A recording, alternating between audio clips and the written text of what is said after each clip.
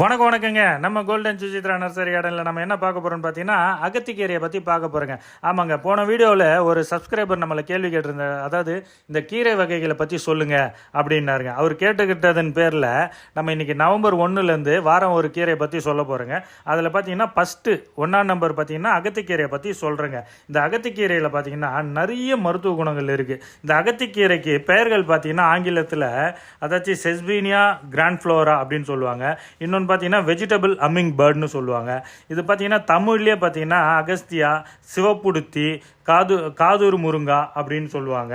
இது பார்த்தீங்கன்னாக்கா பித்தப்பையை சரி பண்ணுது, குடல் புண்களை ஆற்றுது, தொண்டை புண்களை ஆற்றுது, தோல் வியாதிகளை சரி பண்ணுது, மலச்சிக்கலை சரி பண்ணுது, உடல் உஷ்ணத்தை குறைக்குது, காய்ச்சலை சரி பண்ணுது. இதில் சுண்ணாம்பு சத்து இருக்குது, இரும்பு சத்து இருக்குது, தாது உப்பு இருக்குங்க. மற்றபடி பார்த்தீங்கன்னாக்கா இது அருமையான ஒரு மருத்துவம். அடுத்தடுத்த கீரைகளை பார்த்துட்டே இருக்கலாம். நம்ம சேனலுக்கு சப்ஸ்கிரைப் பண்ணிட்டு பார்த்துட்டே இருங்க. நன்றி, வணக்கம்.